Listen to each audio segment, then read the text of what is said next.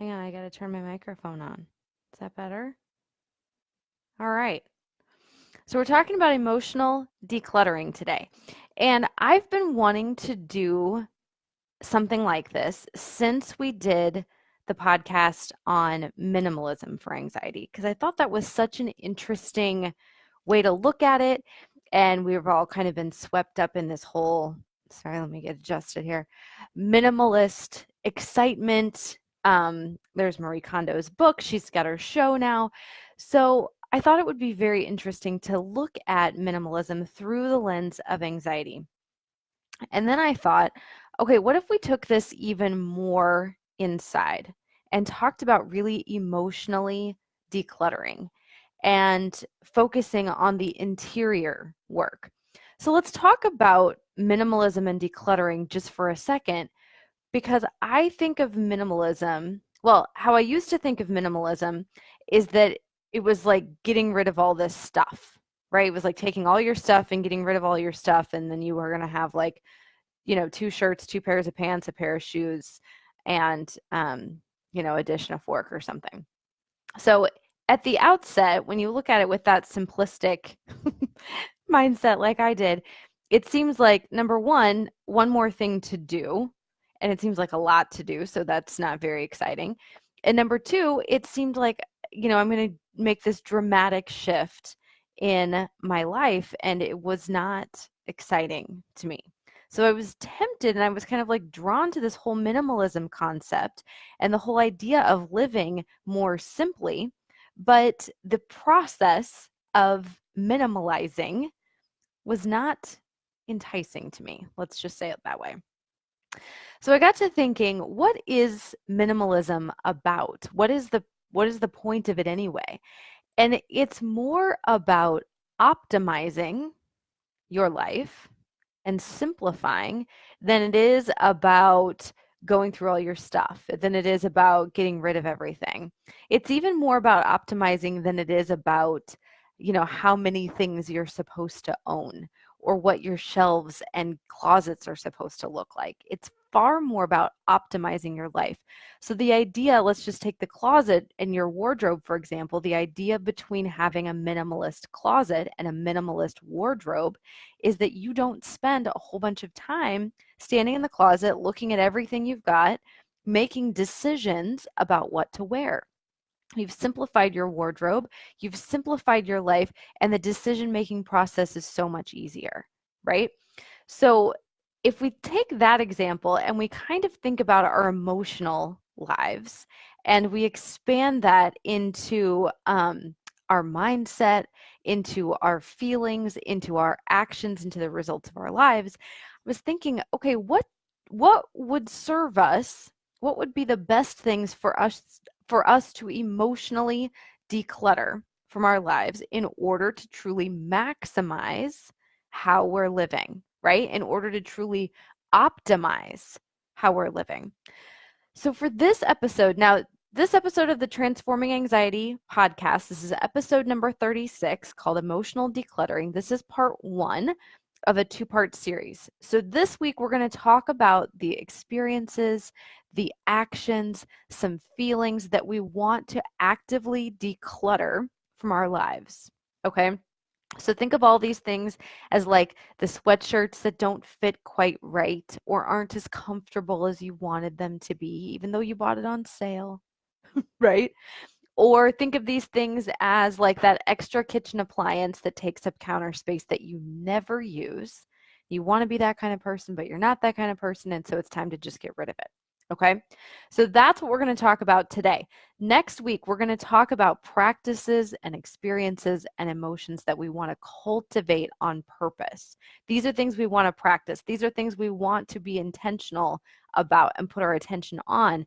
And what's going to happen when you listen to these together and when you practice these together is that what we're going to talk about next week, we're going to be able to use to crowd out the things that we're talking about this week, right? So if you put your attention on the practices that we're going to talk about next week, you'll be able to crowd out some of the feelings and actions and experiences that we're going to talk about today.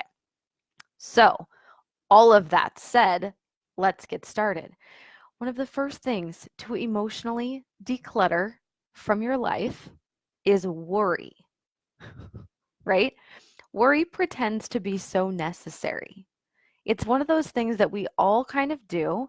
We all kind of just agree it's part of life, right? It's like if you care about people, if you have kids, if you have a home, if you have a job, then you must worry about all of it. That's what keeps everything intact, right? So let's think about worry. Now, when I looked worry up in the dictionary, which I did for this episode, the way that the dictionary defines worry, worry is an action that we take, not really a feeling that we feel. And I thought that was such an important distinction. It's so interesting to think about taking the action of worrying, right? And if you've been hanging out here for a little while, you know your actions are fueled by emotions. So, if you're taking the action of worry, then that action must be fueled by a separate feeling. Isn't that interesting? So, how are you feeling?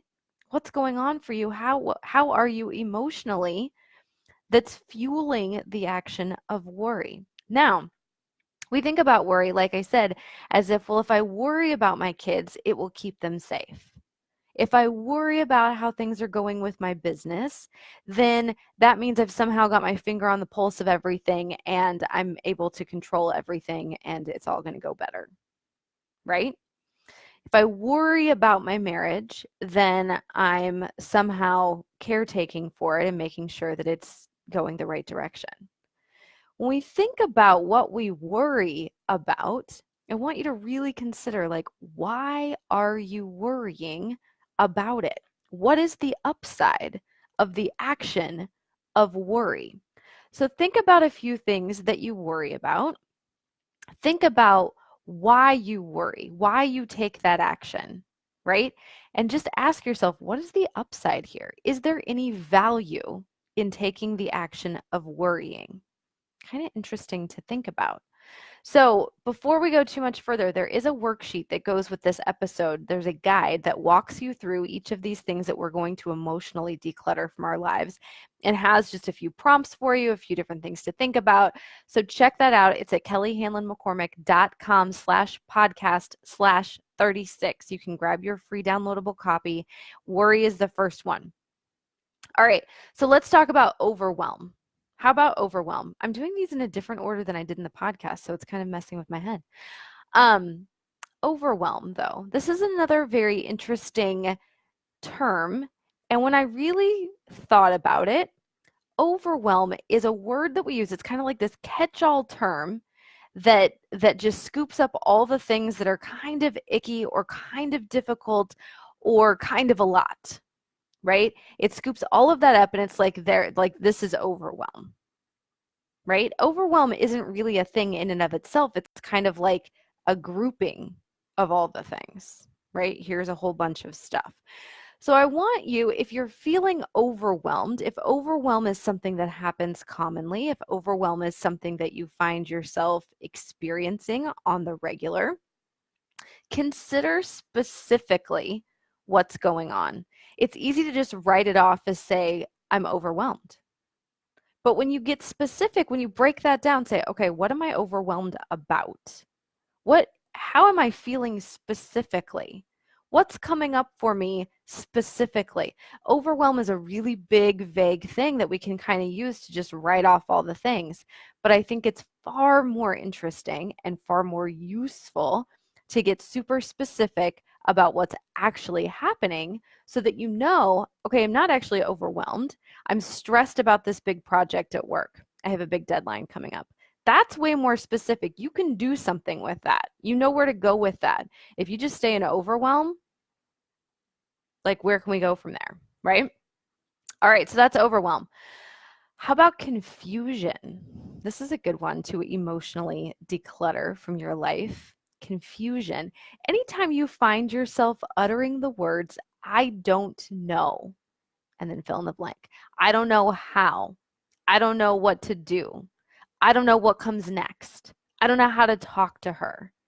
I don't know where I should, take things from here. I don't know if I should choose option A or option B, right? All of this confusion only keeps us stuck, right? That is the only thing confusion does. So if you find yourself in confusion, write down all of the things that you think you're confused about. Should I choose option A? Should I choose option B? Right? That's a classic. I don't know what to do here. I could either do this or I could do this. Make a list, sit down, write down the pros and cons, get really clear on what you're choosing, get really clear on what you're deciding, right?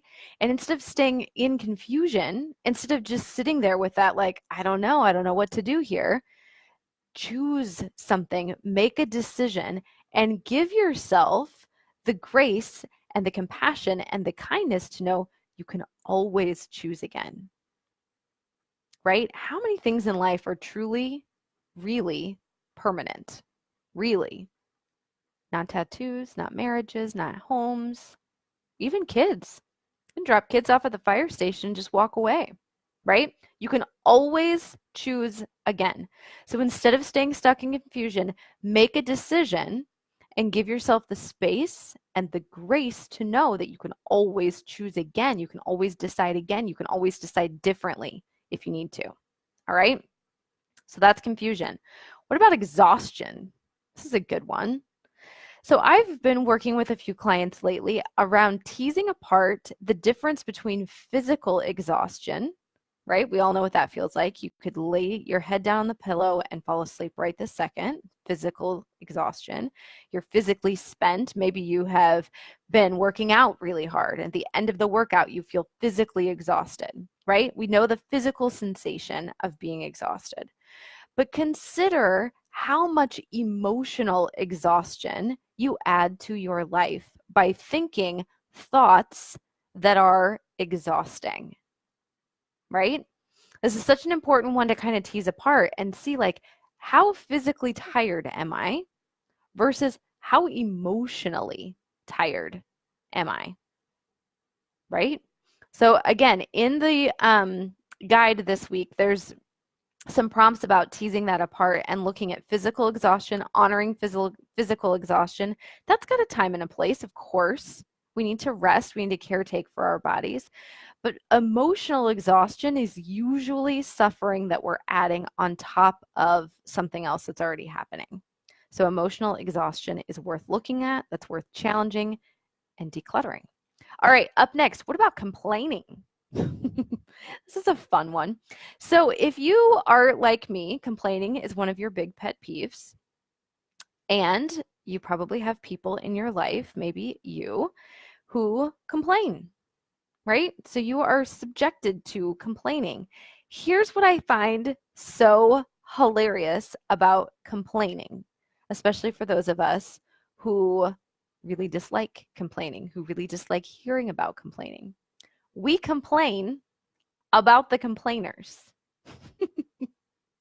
Isn't that fun? I do this. I have done this. I still do this. I have to catch myself. We complain about complaining. Now, complaining, I think the antidote to complaining is taking responsibility. Sometimes the only responsibility you need to take is for the fact that you are sitting around wasting your time, wasting your energy, wasting your resources, wasting somebody else's time, wasting your brain power, complaining. Sometimes that's the only thing you need to take responsibility for. Done. Other times, it's useful to take responsibility for the things that you're complaining about, right? So we're going to get into busyness next. We're going to end on a really good one. Busyness is fun, but people like to complain about being busy. And that's kind of interesting, right? Because, well, to pull in the busyness factor, there's nothing that's on your plate. There's nothing that you're doing. There's nothing on your schedule. There's nothing in your life that you didn't say yes to, right? You are not busy. Busy doesn't happen to you. You say yes to a whole bunch of things, and then you find yourself left with a to-do list or a calendar or obligations that feel like they're too much, right? You've overstacked, you have overscheduled, whatever that looks like, over yesed. So that's busyness. Now, when we complain about busyness, the first best thing we can do is to take responsibility. Where have I said yes where I could have said no? Where did I say yes because no would have felt difficult? It would have felt like it was a conflict. It would have felt confrontational, right? Where did I say yes because I allowed myself to get guilted into something? I allowed myself to be obligated. I allowed myself to fall, into the yes, of course I'll meet that request. Yes, of course I will jump to that expectation, right? So, where complaining is concerned, check and see where you can take responsibility. It is the easiest, quickest way out of complaining. And like I said, sometimes it's just that you take responsibility for complaining. Sometimes that's all you need to do. All right, a couple more notes on busyness. This is the last one that we'll talk about today. Busyness. This is something that we wear like a badge of honor in our society. We walk around and we talk about how busy we are. We glorify busy, like, oh, she's really busy.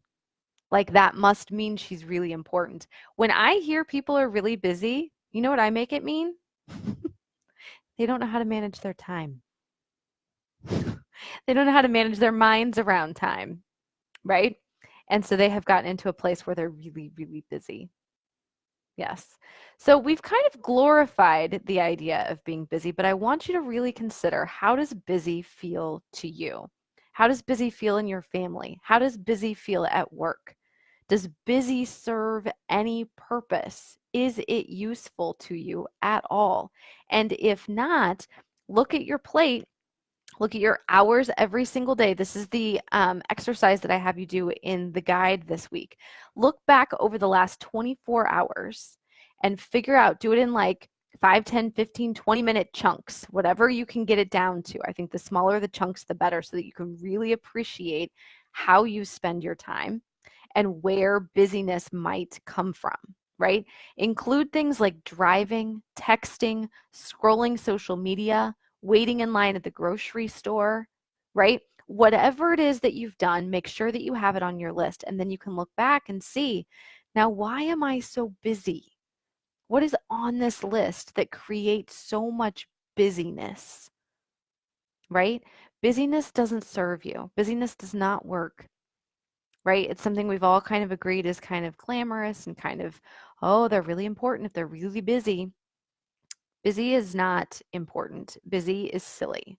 So look at busy, challenge busy, and see if you can look back over the past 24 hours and see how you spent those 24 hours. See what you could cut out. See what you could say no to. And here's the truth, my friends. Every time you're saying no to something, you are saying yes to something else, right? If you say no, I cannot go on that business trip, you're saying yes to being at home for your kiddo's soccer game, right? There's always a trade-off. So look to what you're saying yes to when you start saying no to things to prevent and declutter, right? We're emotionally decluttering this week to declutter busyness from your life. Okay, this was a lot. The podcast this week, it has some more things that we're going to declutter. The guide it walks you through each of these and gives you some really actionable things to do. So check that out, kellyhanlonmccormick.com/podcast/36. And I just want to tell you, I'm so excited. I'm going to be telling you more about the Fierce Calm project that is coming in early 2020. Things behind the scenes are coming together. We've got content, we've got videos. Everything is going to be super, super fun. We're going to be ready to launch in early 2020. So stick around. I will be sharing more about that. If you're not on my email list, make sure you get on the list. Grab the guide and you will be on the list, and then you will be the first to know when the Fierce Calm project launches in 2020. So on that note, we will be back next week. We're going to talk about emotional decluttering part 2, where we're going to talk about things we want to do on purpose, right, to kind of crowd out some of the things that we talked about this week in the podcast. So I hope you have an amazing week. I hope you have an amazing rest of your Wednesday, and I'll see you at the same time, same place next week. Bye for now, guys.